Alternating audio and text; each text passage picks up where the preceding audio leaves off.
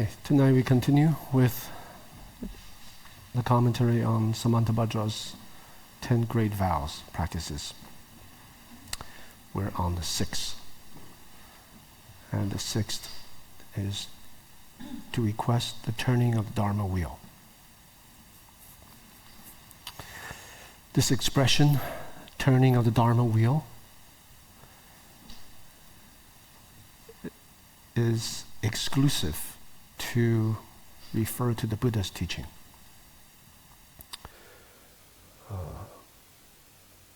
Other teachers, when they teach, it's inappropriate to say they're turning the Dharma wheel. Dharma wheel, the Dharma chakra, refers to the Chakravartin, the wheel-turning king. And most of you have heard the word chakra. This wheel-turning king is actually, in the Indian tradition, a mythical ruler, pre-Buddhist time, who is supposed to wield this wheel. And this wheel is a weapon. With this wheel, this mythical king is supposed to conquer all the lands, all the continents in the world. In fact, when the Buddha was born,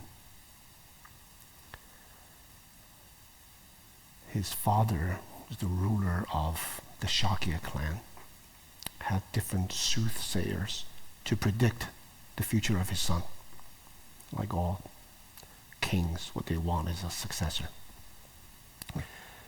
So because he had 32 marks on him, which is the feature of the Chakravartin, many of the soothsayers said, your son is going to be a great ruler. He is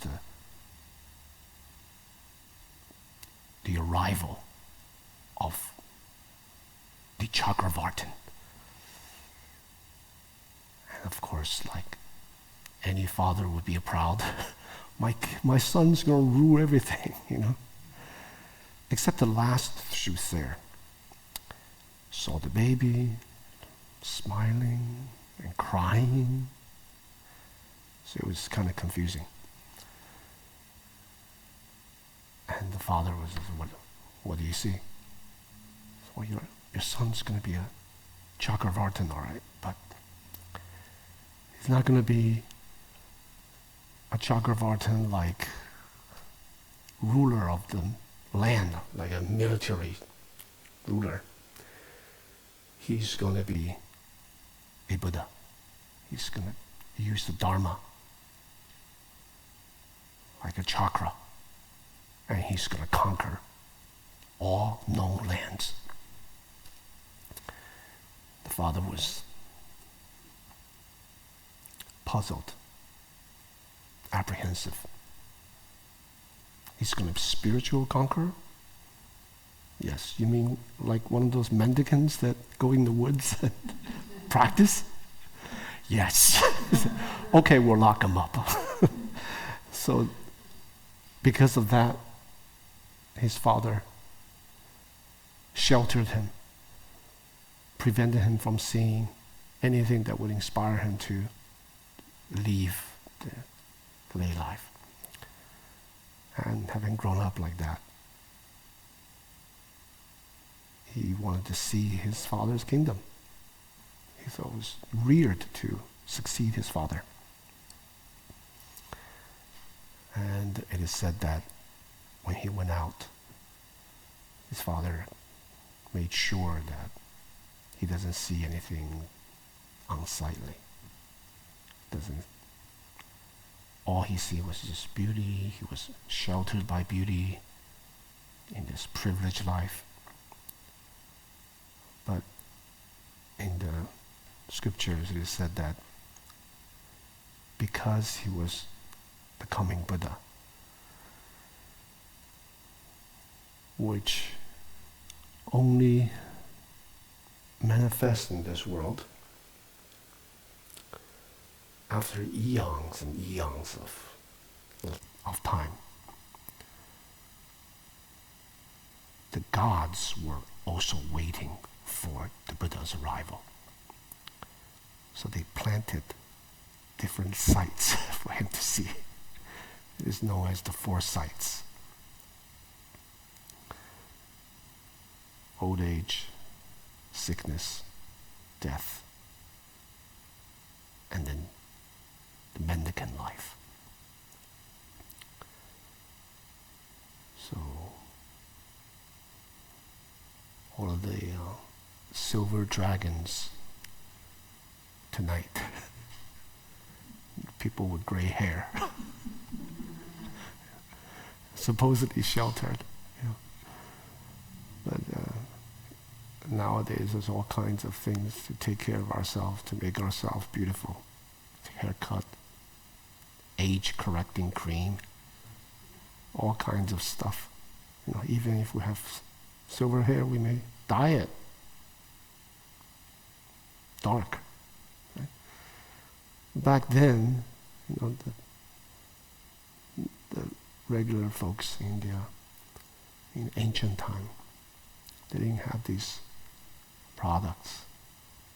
So when you get old, you get all wrinkly and decrepit. Your body started to deteriorate. And being a prince, sheltered in a privileged life, he's never seen anyone who's old. And he wasn't aware of what old age is really about. When he first saw an old person, this is a person who was hunchback.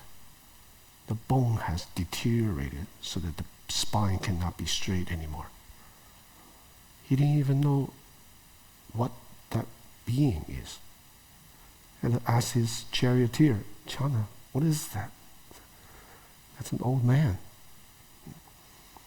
And then he saw, subsequently, sickness, leprosy, really sick.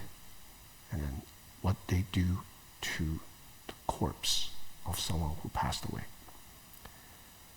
This is just devastating. In modern lingo, we could say probably traumatized. By seeing all these sights, and then the 4th one, he saw someone with complete serenity.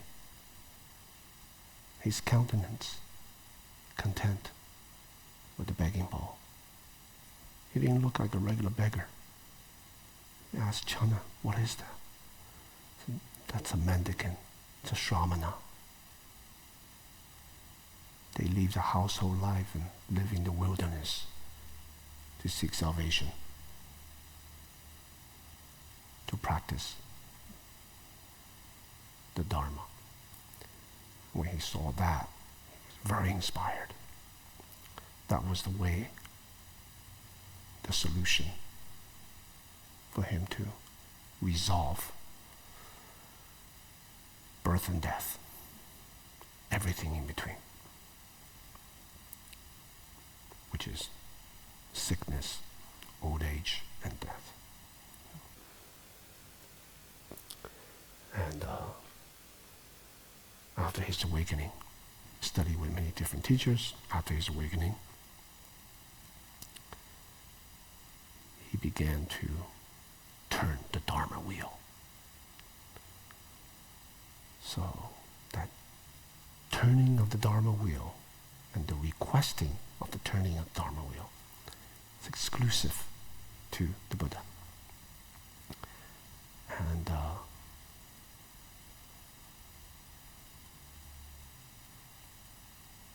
just like the Chakravartin, who uses his wheel as a weapon to crush his enemies, the Buddha used the Dharma to conquer all klesha, vexations. And different formulations from India to East Asia to later on Tibet, I formulated under 3 rubrics the types of teaching that the Buddha taught. You could say the types of vexations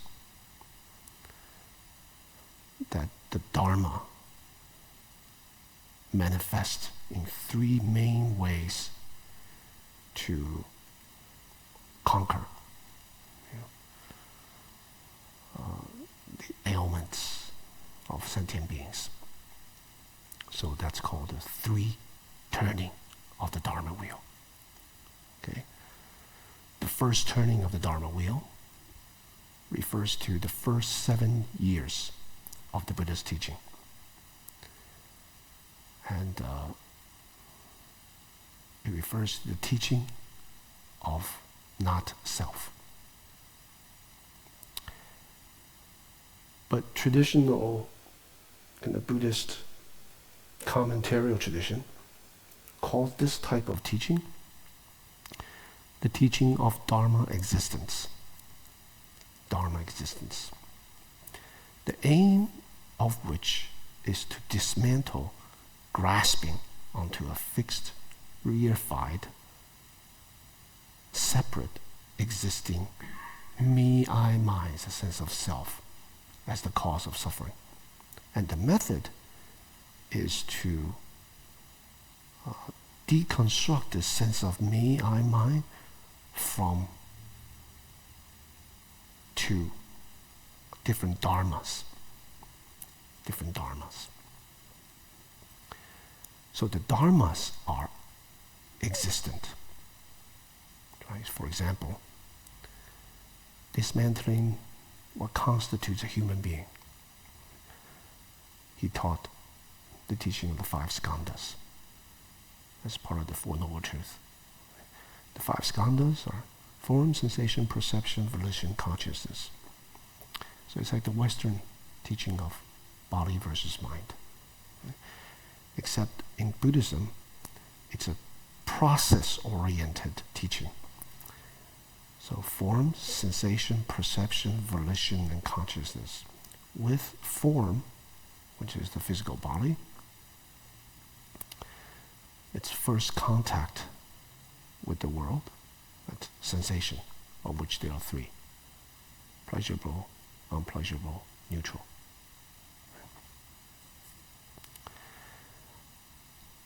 On the basis of that raw immediacy of that feeling and sensation, as linguistic beings, we project overlays on top of the sensations. Pleasurable, we like, we grasp. Unpleasurable, we reject, give rise to aversion. All of which depends on our particular perception, which includes words and labels that we use to compartmentalize, reify, solidify these experiences. Right? So on the basis of the perception, then we have volition, which is action. Things that we label, we perceive as good, as beautiful, desirable, pleasurable. We take action to possess. Things we label as unpleasant, harmful, we reject, we cast away, we run away from it.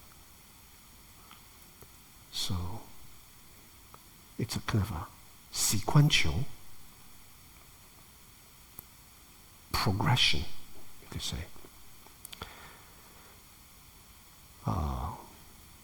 And then the last one, consciousness, on the basis of the actions that we take, the volition, these actions has repercussions that shapes your future. So consciousness, form, sensation, perception, volition, consciousness. Consciousness serves as a repository. It's like a bag, container of all the seeds that we plant, karmic seeds that we plant. And through the ripening of causes and conditions, they will manifest again. So what constitutes me, I, mine?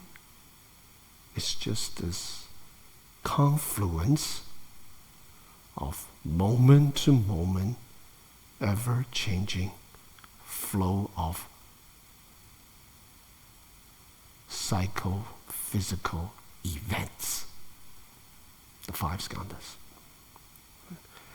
So the kinds of seeds that we plant, if we always blame other people, for example, that means we victimize ourselves. Other people are perpetrators. We're the poor victim. If we always think like that, then the kinds of seeds, karmic seeds, that we plant in our mental continuum, like a receptor, container, like a bag, keep on throwing, then the majority of our reactions will be constituted by that. Right? So it's like if we tend to think a particular way, our neurosynaptic firing will become, the pathway will become fortified and strengthened. So it makes it easier for us to think like that again next time. Does that make sense? So it's kind of like this idea. So it's not that there's a thinker, there's a witnesser, there's a user who is deciding all that. It's just this confluence of psychosomatic events. Habit force that shapes the next moment's perception. Even in this moment, in this very moment, the five skandhas are continually perpetuating. Every waking and sleeping, every waking and sleeping hour. So even in sleep, these five skandhas, through the ripening of causes and conditions, will bring these karmic seeds to blossoming, shaping the way you perceive things. So the raw experience of sensations is just kind of like factual, but the overlay that we perceive, we project onto them, could vary according to individual beings. Does that make sense? Right. And how is it that we perceive things this particular way?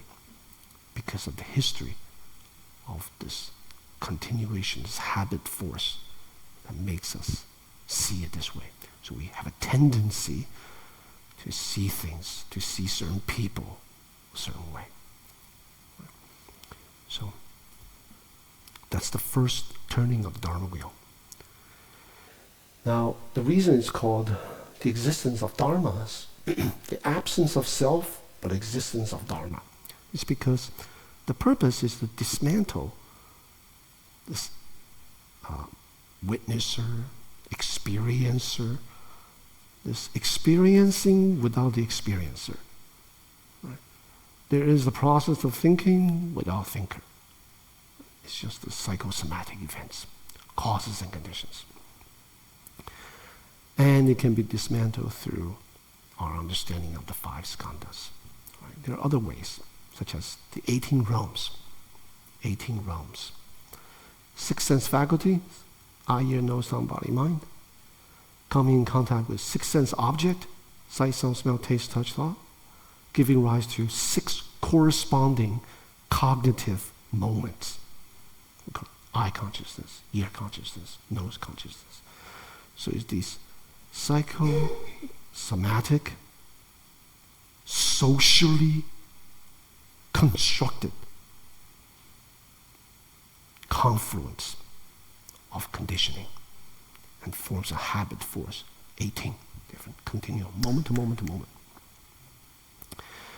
But the early teachings do not dismantle the dharmas themselves. So dharmas are existent. Like the body is made up of four elements: earth, water, fire, wind. Solidity, fluidity, heat, and breath.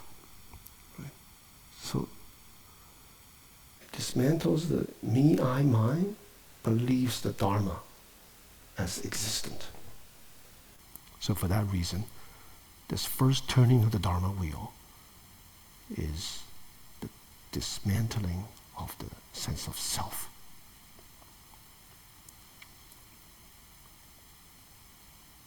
By proposing the existence of different dharmas. Everything is made up of the different conditioning of the dharmas. Dharmas themselves are existent. The second turning of the Dharma wheel, Dharma chakra, is the set of teachings that focuses not on phenomenal existence, like the dharmas, the sense of self. Rather, it focuses on the nature of things. The nature.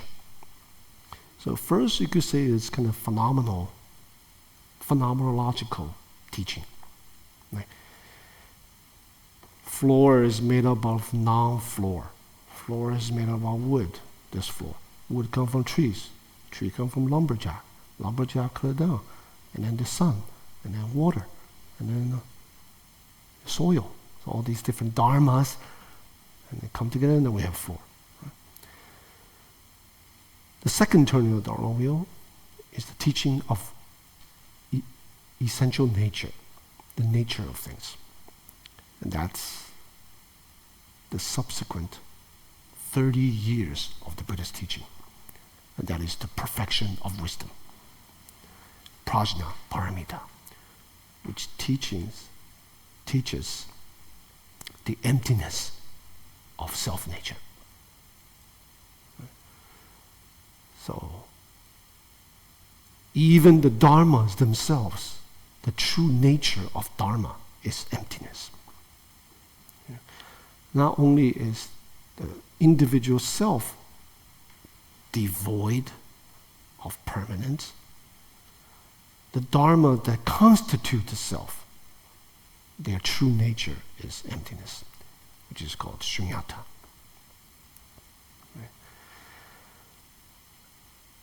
And this refers to the perfection of wisdom literature, Prajna Paramita, like the Heart Sutra, like the Diamond Sutra. So if we understand this, we can kind of map out all the manifold ways we encounter the Dharma teachings. Yeah. All the hundreds and thousands of books out there, and different texts and different approaches and so on. It can be quite confusing. Right? So this provides a way to group different type of teachings. Teaching that dismantles phenomenal reality. The teaching that dismantles or reveals the true nature of things. Okay. So, getting back to the floor. Floor is made up of non-floor. It's made up of the existence of the tree, the sun, the water, the soil, the lumberjack, the factory, all these different things. The teaching that reveals the nature is that all of these things are themselves empty. There is no tree. There is no lumber. And the way that it dismantles this is to point out that these are linguistic constructs. They don't actually refer to things outside. We say tree.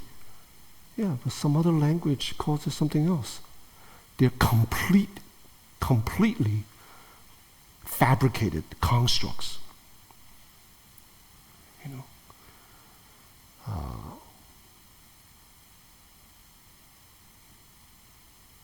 And it critiques the nature of language, which is the ammunition through which sentient beings, us, use to reify and solidify things, to create attachments, that generates attachments. The nature of language is divisive. It compartmentalizes, it reifies and separates. That's the nature of language. So if you say this is A, then it's not B. If you say this is B, it's not A. You could say, well, it's both A and B, or it's neither A and B. All of these four propositions, possibilities, essentially point to their emptiness. They are constructs. So there's actually nothing that's graspable, nothing that's attainable, nothing that's actually conceivable. We can relate to this because nearly all of our vexations come from words and language.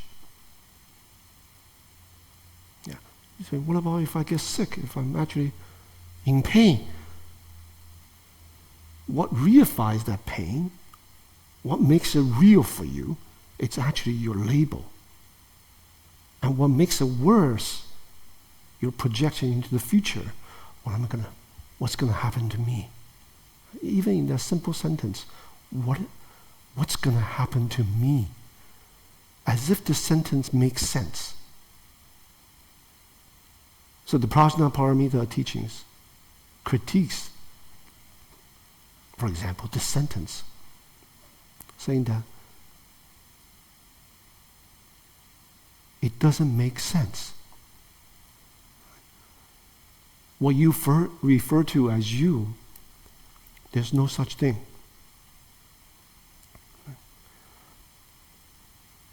What's going to happen in the future, also there's no such thing.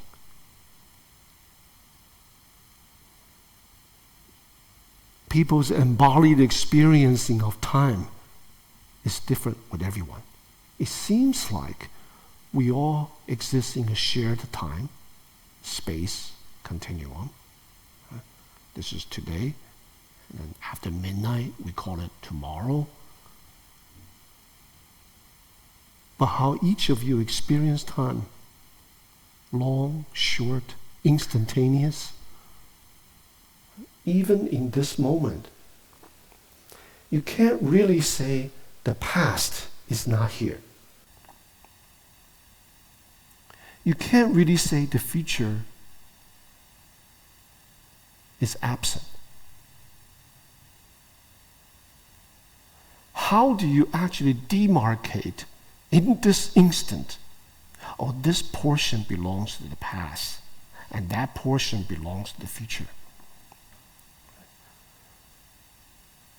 The notion of future only exists because there's a past. Past only exists linguistically because it's a present. But what is the present? There is no present moment. It's not like there's a line. I've heard before, kind of, a Zen teacher explain time. There's a line, and then this side is past, and this side is future, and this is the present. Right? But there's no present based on the Prajnaparamita teachings. As soon as you say present, it's already gone. How can present be graspable? How can the future self exist when it doesn't exist in this present moment? The purpose of this teaching is to challenge our tendency to make everything into a thing. And the ammunition that we use to make everything into a thing is words and language.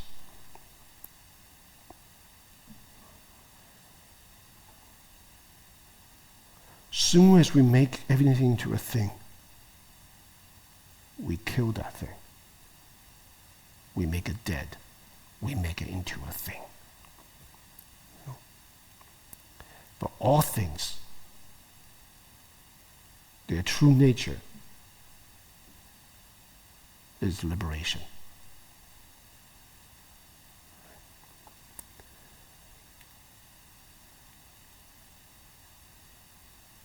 So the second turning of the Dharma wheel focuses on the teaching of shunyata, emptiness. Leaving sentient beings with nothing to hold on to, nothing to grasp. Not in a negative way, but in a way that reveals their true liberation. There is no suffering. So, the early teaching of the Four Noble Truths, suffering, cause of suffering, cessation of suffering, and the path, presenting the teaching in discrete ways. Suffering really exists, and here is something different called the causes of suffering, which you must identify. And you must bring it to an end so that you realize the cessation of suffering. How? You practice the path. It's a kind of an elementary teaching. So it's accessible, graspable, identifiable. So the second turning of the Dharma wheel's teaching is, there is no suffering. There is no cause of suffering. There's no cessation of suffering. At what point can you say this ceases and that begins? These are human inventions that give rise to the illusory sense of manageability. Words and language. Oh, this have ended. This begun.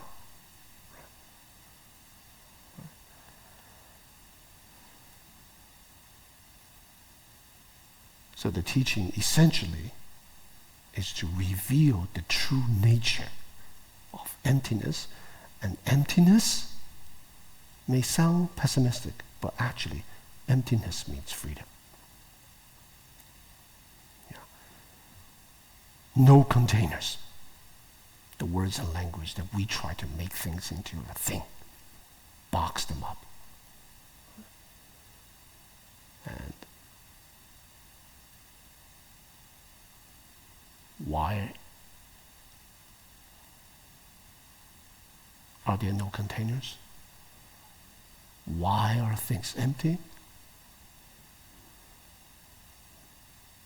Because the way we use language to reify things, solidify things, the language itself is problematic.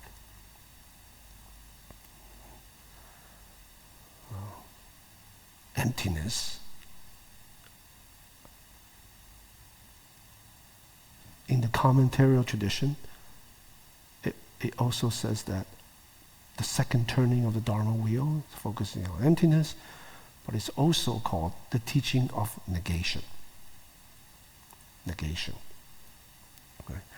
Leaving nothing to grasp. But if I were to comment on this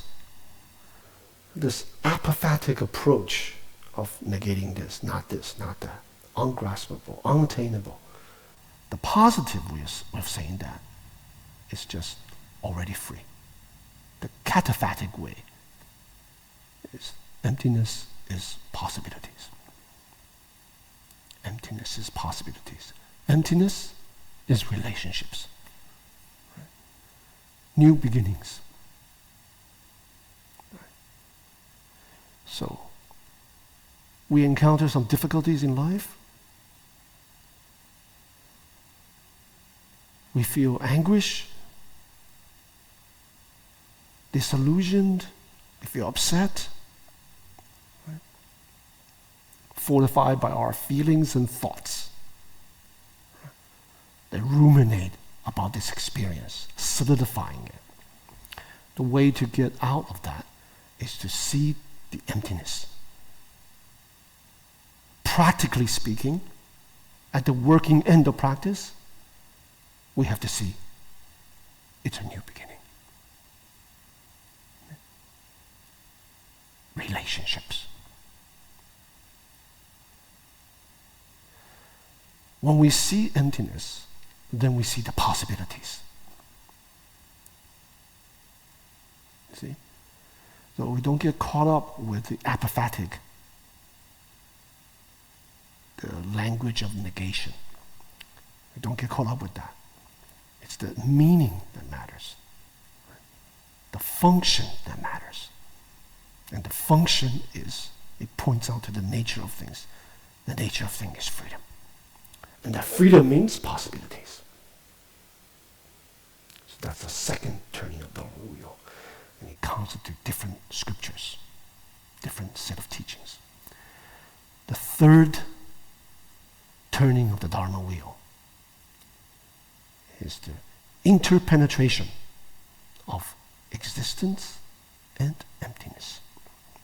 That's the remaining years of the Buddha's teaching career, 40-year teaching career. And these category of scriptures, examples would be the Avatamsaka Sutra, the Gandavyuha, the Sandhi Nirmanachana Sutra. So that's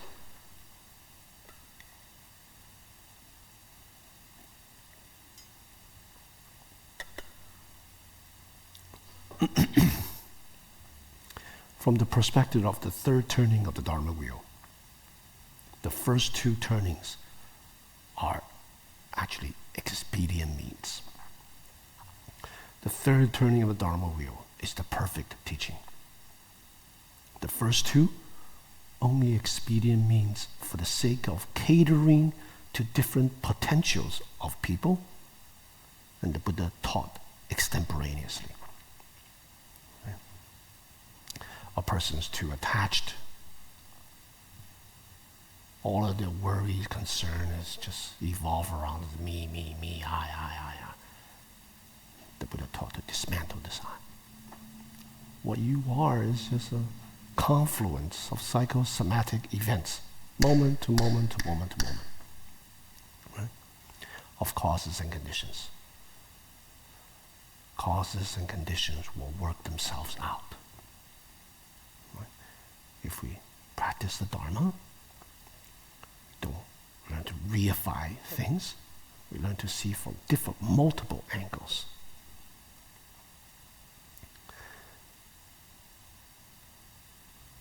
And if a person is too attached to the dharmas themselves, and the teaching of emptiness frees them from that. So the third teaching is called, there's some expressions of this. True emptiness, wondrous existence. And this expression exemplifies the true function of wisdom and compassion. How compassion expresses itself. Compassion is actually the expression of wisdom in the world, manifesting, benefiting all living beings. Because it's already established on the second turning of Dharma wheel, that emptiness, it's not vacuity, it means possibilities, and infinite relationships. So the third turning of the Dharma wheel in these set of sutras, teachings, teaches the interpenetration of all things, giving rise to countless, numerous possibilities. That all things are interpenetrated, interrelated. So you exist because of everything else. So when we support others, when we support living beings, we actually benefit. All beings benefit ourselves along with it.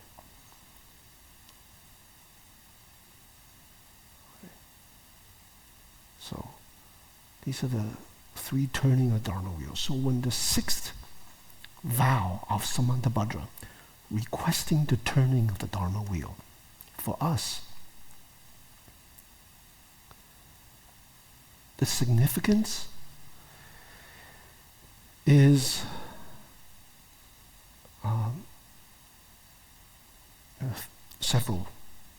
several-fold.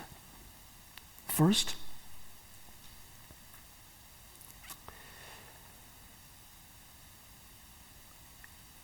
exemplifies the preciousness of the Dharma, the preciousness of the teachings.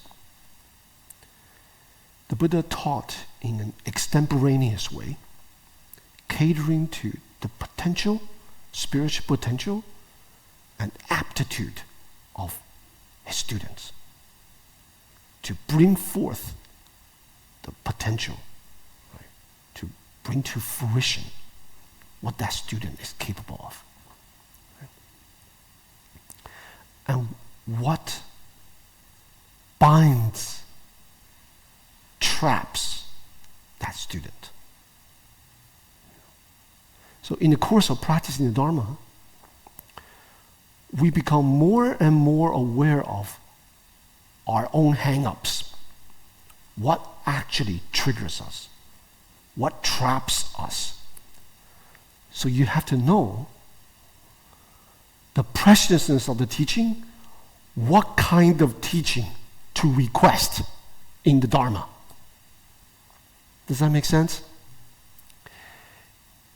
You don't request the teachings that perpetuate your own hang-ups. Right? So if a person is suicidal, low self-esteem, right? Always thinking in a self-diminishing way, self-effacing way, that could be very strong attachment. It's not actually humility necessarily. It could be very self-attached. And you hold on to the teaching of no self. That's like mistake, because it actually perpetuates the sense of low self-worth. There's no self. Why bother? The teaching is not the point. The point is not why bother, I just give up everything now. That's not the teaching. Right? You see what I'm saying? Or some other way. So, in the course of practice, we come to know our own hang-ups. We come to know what kind of teaching is suitable for us. And in part, this is done by working with a teacher. The teacher cannot be said to be turning the Dharma wheel. The teacher is only a representation of the Sangha jewel, or the 3 jewels. In working with students, they come to know the aptitude of the student. So the point is to know the preciousness of the teachings. In working with the student, with the teacher, the student working with the teacher, we have to learn to request teachings. To request the teachings. It doesn't mean you will get those teachings. Because for most people, the way they approach Dharma is it's like they're collecting hobbies, they're collecting experiences. They have difficult experiences in their life, and they're seeking for pleasurable experiences. So they get a little bit from here, they go online, they watch some YouTube video, get a little from here, and they get a little from here, and they read a little book, they get some from there. What they're actually doing for most people is that they're putting together in a composite way like their own Dharma, their own formulation of teaching that they feel make them feel better.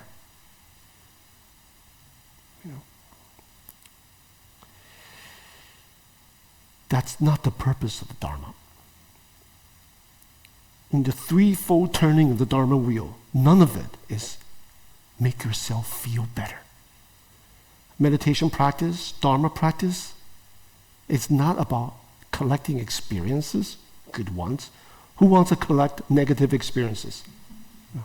Everyone wants to collect positive, blissful experiences, right? But actually, it is the difficult experiences that put you at the threshold out of your comfort zone that exposes your attachment. Those are the teachings that actually allows you the possibility of letting go, transcending, putting it down.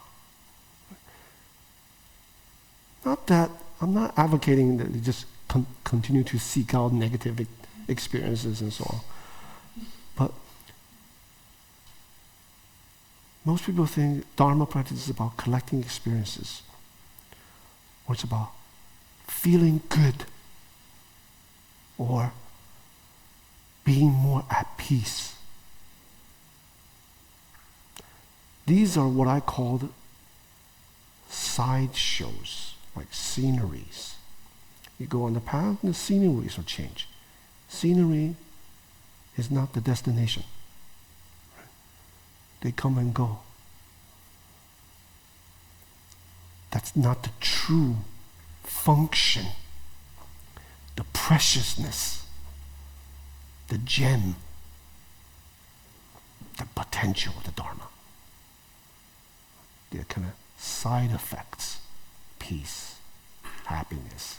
Yeah, you will get happy, but happiness comes from the alleviation, the lightening of the load of vexations, not blissful experiences. Right?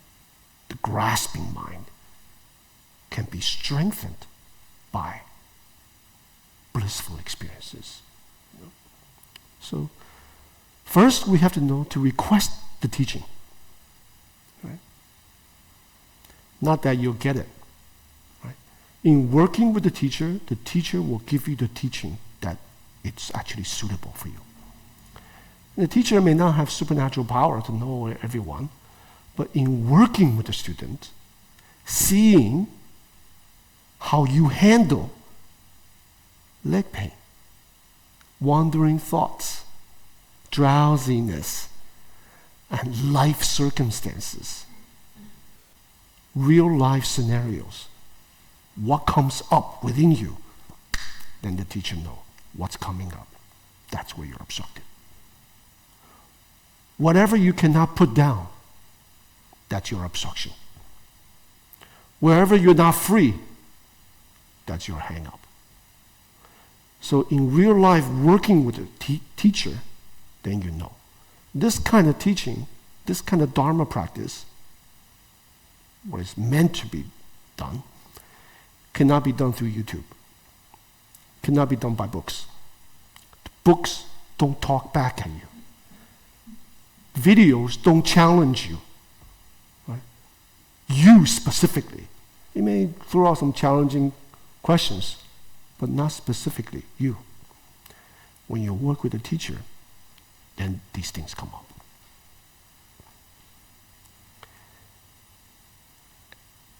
And the true teacher that was a master at this, Shakyamuni Buddha. Shakyamuni Buddha. So requesting the Buddha to turn the Dharma wheel at this other level of meaning, extremely significant. Right?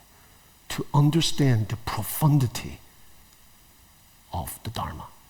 It's one thing to practice the Dharma yourself to alleviate your own vexations. It's a whole other thing for the perpetuation of Buddha Dharma in the world. Buddhas in the world. Right? Most people come to the Dharma from their own perspective. I want to get something out of it. Essentially, that's what it is. Right? They don't think about the state of affairs for Buddha Dharma. You know, the challenges that Buddha Dharma faces in the world. How can it perpetuate? What can we do to allow it to flourish? Most people don't think about that. For example,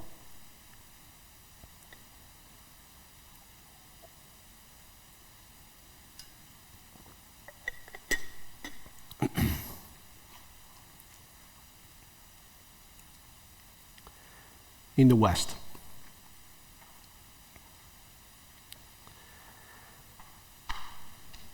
we have many teachers, and there are programs to produce these teachers of Vipassana. Right? Just set weeks. You can actually, they count it by hours, 10,000 hours. You're a teacher. You know, you can go through this program to become an insight meditation tradition teacher. And there are so many Tibetan teachers. All four lineages. And there are numerous Zen teachers for the Japanese tradition. How many Chan teachers are there? How many teachers who are teaching the profound richness of Chinese Buddhism, the Tiantai tradition, the Huayan tradition?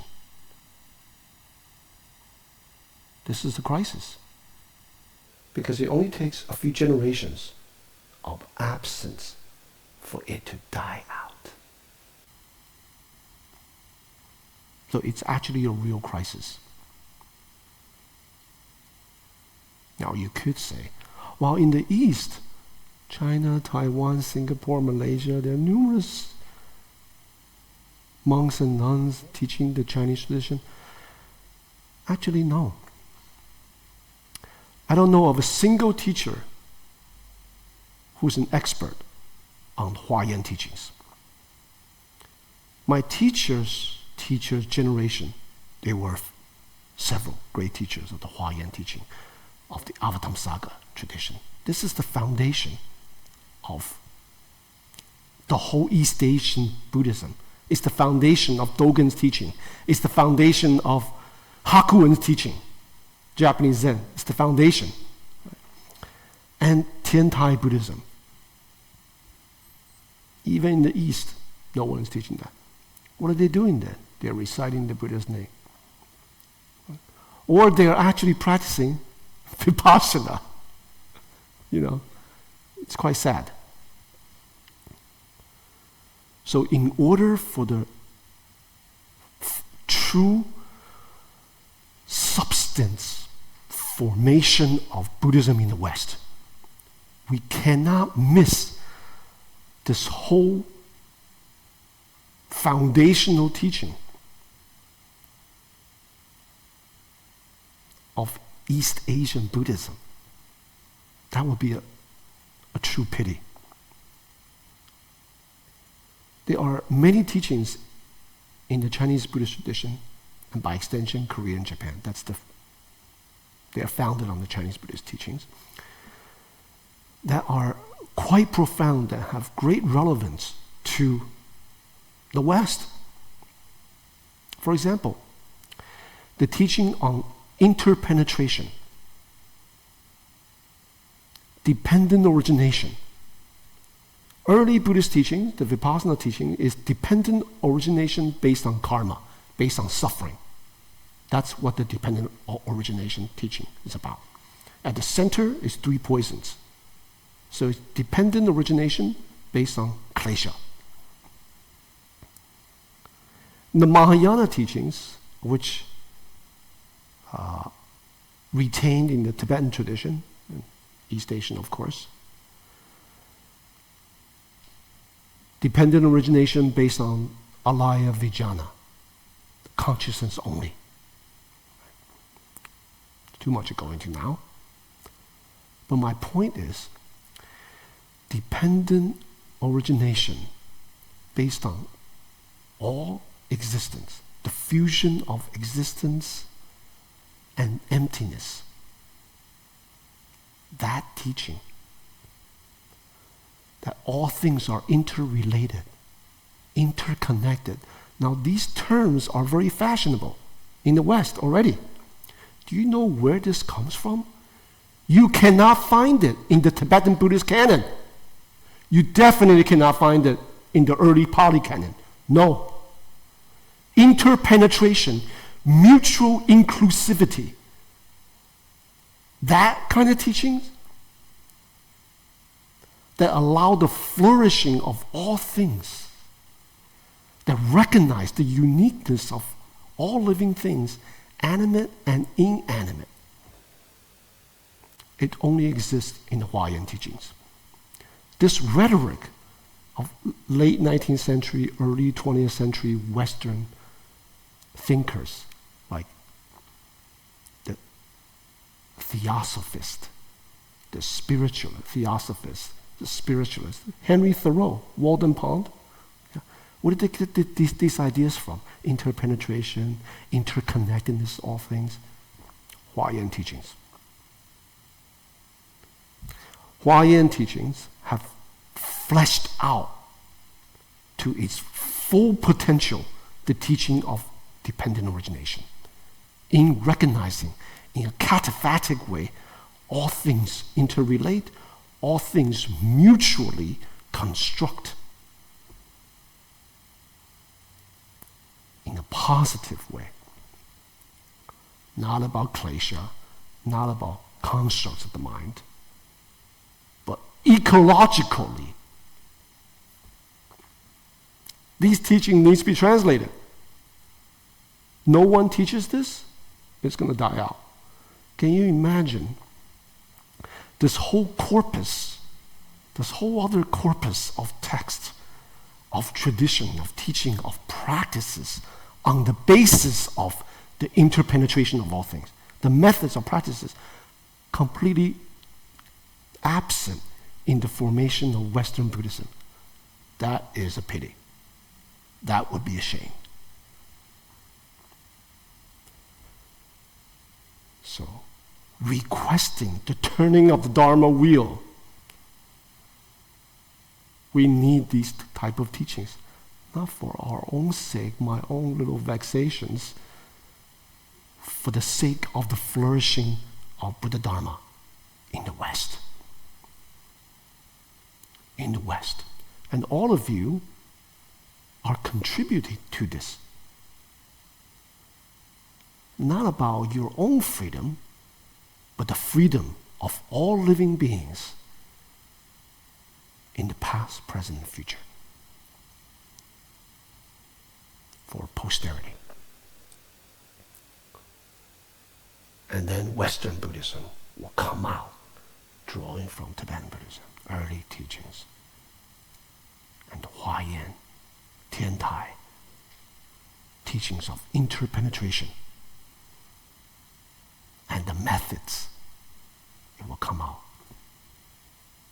The fourth turning of the Dharma wheel, which is the formation of Western Buddhism. Doesn't that sound exciting? Don't you want to be part of it? You are contributing to it, because the way Guogu teaches, he often sneaks a little bit of these interpenetrative teachings into the way he teaches Chan, because Chan is completely informed by these traditions. So if we go back to the source, then we can see the richness. Yes, Chan Zen teachings are not dependent on words and language. It's a teaching outside the scriptures, but it is totally informed by the scriptures. Totally, completely. There's nothing new that any Chan Zen teacher has ever said that's not in the teachings. This is the teaching of the perfect, complete teaching.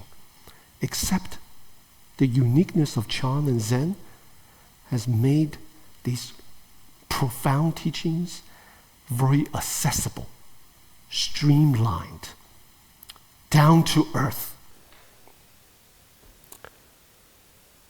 You could say, if I were cynical, watered down. Watered down, so. But after a century, 2 centuries of watered down, you basically have lost all the original richness. Does that make sense? So time to re-infuse the teaching to make this most direct teaching of Chan and Zen. That's the unique features. Very direct, down-to-earth, practical, accessible. To re-inject the richness so it is more three-dimensional, more embodied, not flat. You know? So, like the second, third generation Zen teachers, Caucasian, Westerners, Westerners can't read the original Chinese text. We gotta translate it for them. Gotta translate. So they can directly access the teaching and the commentarial tradition. That needs to be translated. That will make the teaching, the Chan Zen teachings, more full, more three-dimensional, more embodied. Right? So when a teacher says something, scripturally, they're backed up. So it's very important. So getting back to the requesting of the turning of the Dharma wheel, yes, we have to know what kind of teaching is suitable for us. We have to request the teachings. We have to have a teacher who challenges us out of our comfort zone.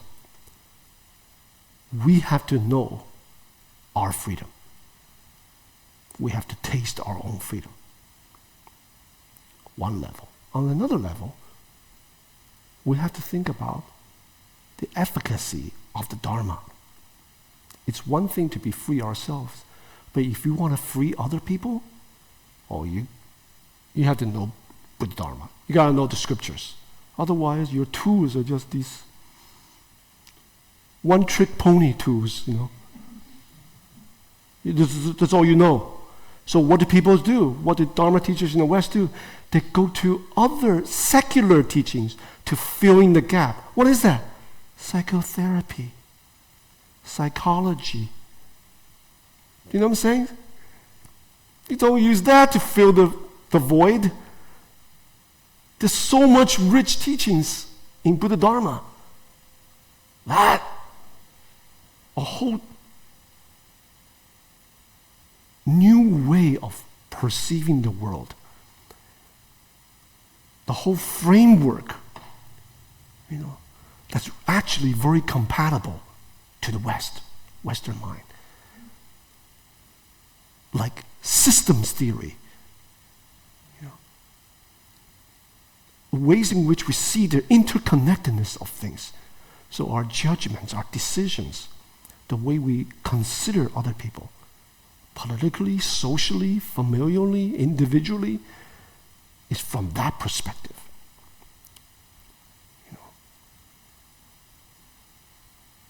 Psychotherapy came off that. Psychotherapy comes at a perspective of me, I, myself. It's very useful, but a lot of people need it. A lot of people need therapy, because they're working through their trauma, working through their childhood issues, the ways in which the past experiences have dictated and shaped the way they see things. Yes, they need to work through that.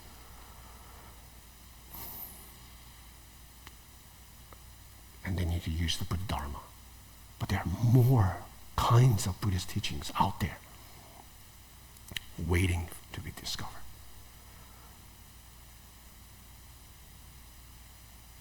Requesting the teachings and joining, contributing to that process for the future of Buddha Dharma to exist in the West. In the East, it's become routinized, politicized, and there are political, social institutions that makes it volatile. Like China is so big, and they're allowing Buddhism to practice, for a particular political agenda, which can easily change. They can just dismantle everything. So it's volatile. What about Taiwan? Taiwan has an island mentality, a little tiny Taiwan. People there doesn't think of globally. It's very difficult. Everyone is worry about their own temple, worry about their own sect, their own tradition. A little tiny island. I'm very critical. But I'm critical because for the sake of Buddha Dharma. So the future of Buddha Dharma in the West.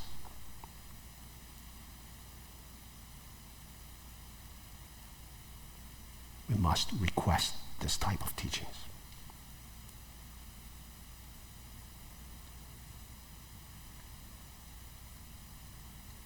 Of course, on another level, recognize the preciousness of the teachings. There are no Buddhas in the world now. The next best thing is to examine the teachings embodied in the third turning of the Dharma wheel. It began in India. All these texts are from India. Avatamsaka, Gandavyuha, Sandini Manachana, and others.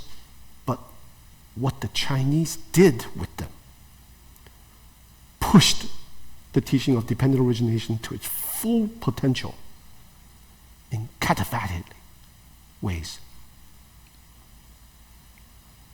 We need to request this teaching. We need to support. In order to support, we need translators. We need institutions. We need to train capable people for the sake of Buddha Dharma, posterity.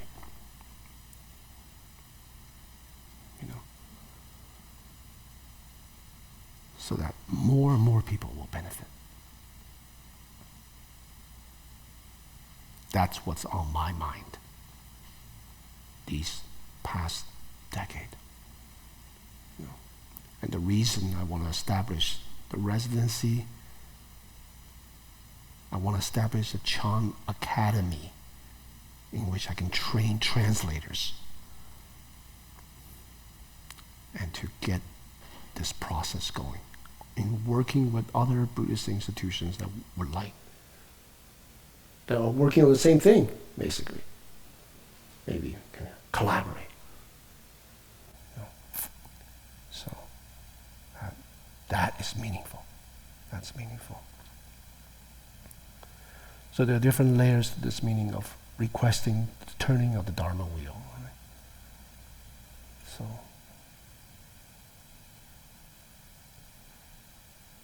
what did you get out of tonight?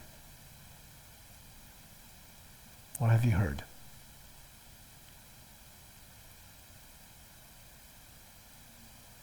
Yes. It's very worthwhile to consider what is the proper question.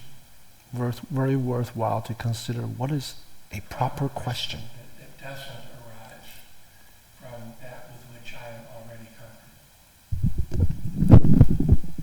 That doesn't come from that which makes me comfortable. Yeah. Come to a retreat. We can work together, Just by the sheer schedule of the retreat, the method, the whole structure of the retreat, we reveal what comes up, we reveal what we need to work with. Practicing once a week, every day, it doesn't really come up. The stuff that really shapes us doesn't really come up. So, come for a retreat. Yeah, no problem. Just sit on a chair, stand up. You want to walk, just walk around. Yeah, it's that environment, being in this space of concentration with the support of everyone. You have to experience it. You have to. Yeah. All of you. Definitely. Definitely. You have to. This is like choiceless.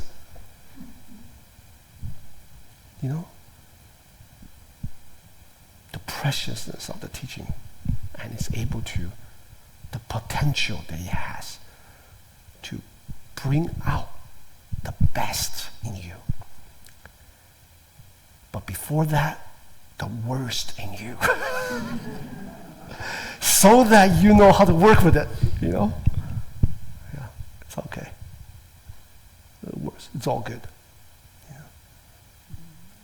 So this teaching, I often say it's all good, that attitude, that comes from the third turning of the Dharma wheel. It's all good. It looks simple, but actually it's one of the most profound teachings. The other Chan masters have said this in their own way. But, anyway. What have you heard? What was useful in this talk for you?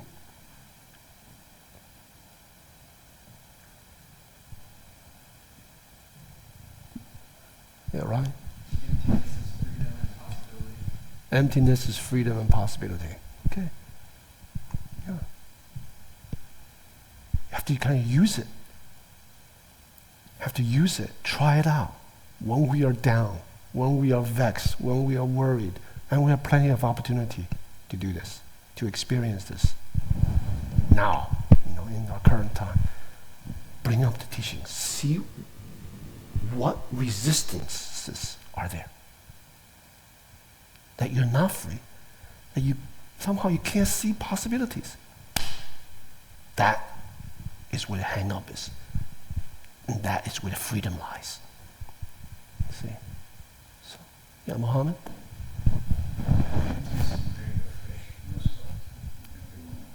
Emptiness can bring a fresh new start every moment. Yeah. So you're attracted to the second turning of the Dharma wheel, both of you.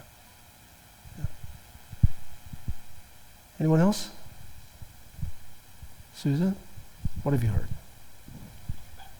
It's okay. Huh? Let me think a little. Let's think a little longer, okay? Mate? That I feel now an urge to continue the scriptures, because in the last years I pretty much haven't put an emphasis on that. Yeah. You're inspired to look into the scriptures. Yeah. When I first began to teach Chan, I didn't allow my students to look at the scriptures. I don't want their practice to be based on concepts, ideas. People have read too much already, you know. So embodied experiencing to get it out of their head. And then after several years, this is when we were still in the railroad square. After several years, I started to teach different methods of practice. Still didn't focus on scripture. And then I started to comment on the Heart Sutra. So you have to have some experience. You've been practicing with Jeff for so long. So now you gotta deepen. Then when you see the scriptures, it will come alive. It will come alive. And otherwise, so when practitioners with some experience look at the scriptures, it comes alive. It is not conceptual. It doesn't go to the head. It becomes like revelatory. Without practice, and it's just thinking it through, what does this mean? Conceptually, doesn't make sense. We get stuck here. You know, so you need to do practice. Then when we read the scriptures, you know, it'll be very useful. Yeah. Yes. Oh, now? Yeah? Mm-hmm. Yeah. Thank you. I guess what, you had to ask the teacher, you have to ask the teacher for help. That it was, and I like, the emptiness, new possibilities and that type of thing too. Yeah. You have to ask the teacher. That really, when I heard you say that, that sort of was shocking. I see. Shocking. Yes, that I you have to ask? I thought you just give it to me. What do you mean shocking? Like assertive, almost selfish. In other words, you have to assert yourself and say, what should I do, or rather than just coming and listening. Yes, let me qualify that. A lot of people, there's another type of people that practice. They don't take up the responsibility for their own practice. They just ask the teacher, can you tell me what to do? Like, please tell me what to do. That's not what I mean. That's not what I mean. When people typically do that, I typically don't give them anything. Actually, you do it. You just try it. That's what they need. So I know you're not like that, but I just want to qualify because other people on YouTube will look at this talk. So you have to take up the responsibility of practicing the Dharma, experience it, be self-reliant. Self-reliant. Engage in practice. The teacher is a friend. The teacher is a friend that sometimes see things that we don't see as an outsider. Especially when you develop a long relationship. They know how you practice. They know how you work. They know what comes up when different things. And they have maybe some more experience, so they can shed light on your practice from a different angle. Give you some pointers. That's what a teacher is good for. So you can't completely depend on the teacher. to tell you what to do. You have to know what needs to be done.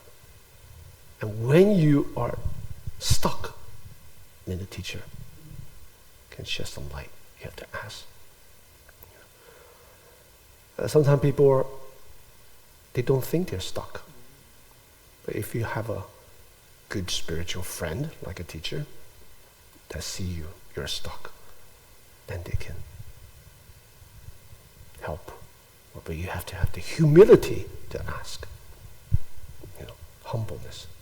There's another type I want to qualify. Is that we have to come for a teacher, to receive the teachings and so on. The Buddha's not around. I can't read Chinese. I have to depend on the teacher.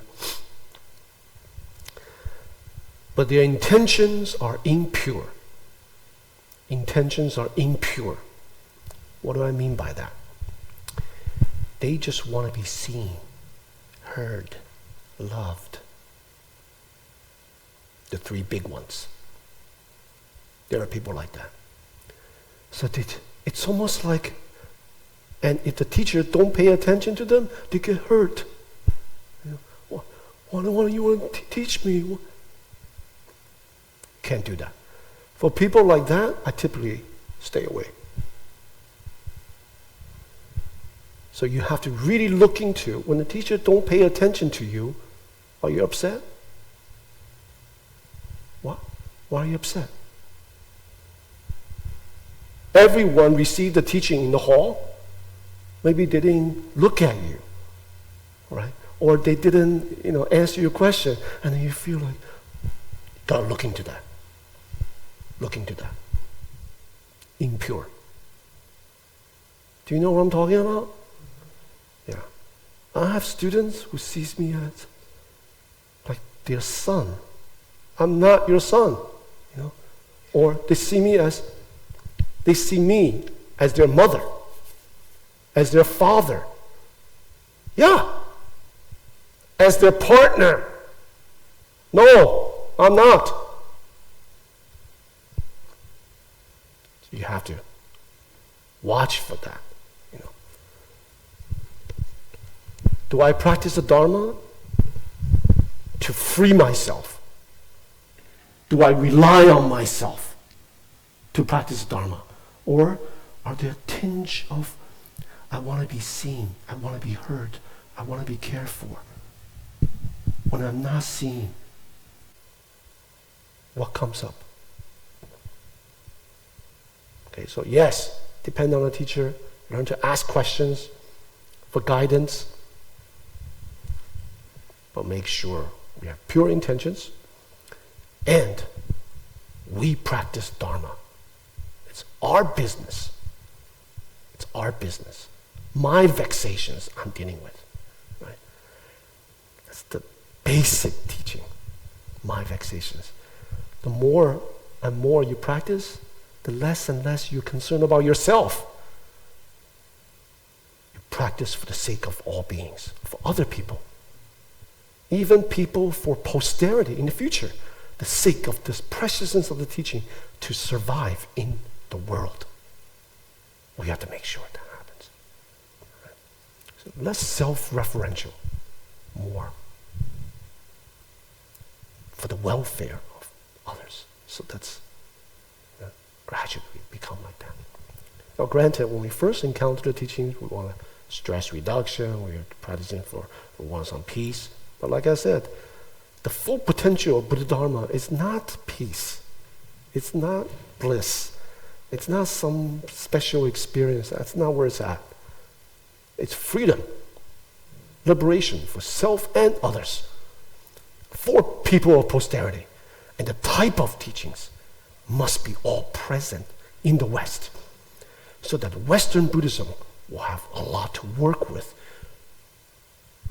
mixing with indigenous Western thinking, including therapy, including the long tradition of Western tradition. Then a new form of teaching expression will come out. That, step by step, we practice like that. Okay. There are question. If you're in this stage where you read scripture and it's just sort of like, I don't know what I'm doing, I don't understand it, so I just put it down.